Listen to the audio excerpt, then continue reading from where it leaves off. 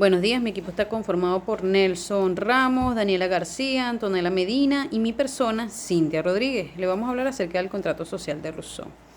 Antes de entrar en materia, tenemos que tener en cuenta que Rousseau fue un filósofo, político, pedagogo, botánico, naturista y músico nacido en Ginebra, Suiza, en 1712. Murió de un ataque de uremia en 1778 en Francia. Entre sus obras más destacadas se encuentra La Nueva Eloísa, que fue una novela romántica que habla acerca de las clases sociales. Está El Emilio, que es más que todo pedagógico, habla acerca de la educación que se le imparte al ser humano, al niño desde pequeño, y lo que nos interesa hoy, que es el contrato social de Rousseau, que aparece en los años de 1764 aproximadamente. El contrato social de Rousseau es un texto filosófico político, es una obra literaria que, como dije, apareció en 1764, en donde Rousseau maneja una teoría sobre un contrato social, el contrato que hace el individuo con la comunidad y la comunidad con el individuo a su vez, pero que no enajena al individuo de su libertad individual, ya que éste hace ese pacto es como una decisión propia, una decisión moral que le permite continuar con su libertad individual, la libertad con la que se nace. Esa es la teoría que desarrolla Rousseau en este contrato. Sin embargo, Rousseau dice que el hombre es bueno por naturaleza, pero que la sociedad lo corrompe. ¿A qué se refiere él? Y es que él hipotéticamente habla acerca de un hombre natural. Ese hombre natural, el único interés que él tenía era ser feliz y suplir sus necesidades básicas, sin necesidad de hacerle daño a otros, porque lo limitaba su misericordia. Sin embargo, cuando apareció alguien que fue capaz de, por decir así, cercar un terreno y hacerse propietario de ese terreno y convencer a otros que ciertamente él era propietario de ese terreno y que por ende debían esclavizarse a él para poder acceder a las ventajas de todo ese terreno, debían esclavizarse a él. Entonces ahí fue cuando empezó la sociedad que él dice que es la actual, en donde el hombre es corrompido por ella, por sus intereses individuales, por ese interés de poder, esa necesidad de poder. Entonces él ahí es cuando empieza a hablar acerca de que tenemos que realizar un pacto social en donde sea la voluntad general que reine sobre esa voluntad individual, sobre esos intereses particulares. Y eso, pues, basado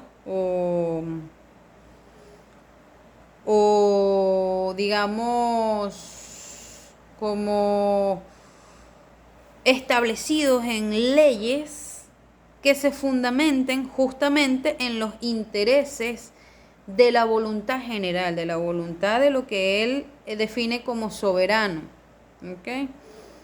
Que es el bien común de la sociedad, el cual nosotros aceptamos por decisión propia y no porque se está estableciendo la ley del más fuerte, sino que lo hacemos por ese interés, esa necesidad que él dice que debemos tener de renunciar a nuestros intereses particulares y adaptarnos al interés general, a esa necesidad y esa voluntad general. ¿Cómo podría explicar yo esto en un término más sencillo? Pues vamos a suponer que yo decido vivir en la casa de, o decido no, me dan la oportunidad de vivir en la casa de un compañero, de Nelson, vamos a suponer. En la casa de Nelson, Nelson vive con su mamá, Nelson vive con su papá, con sus hermanos, etc.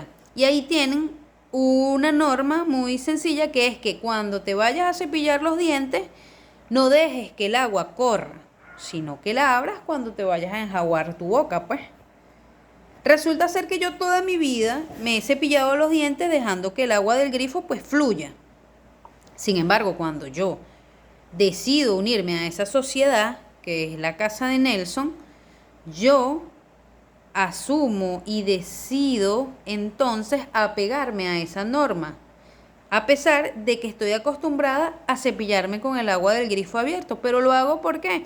Porque sé que es una norma que va en concordancia a la voluntad general, ¿verdad?, de esa sociedad, que es la familia de Nelson, y a un bien común, que es ahorrar el agua. Entonces, más o menos a eso es que se refiere Rousseau en cuanto a interponer tus intereses personales por sobre los intereses de la voluntad general, que es la voluntad de lo que se conoce como el soberano.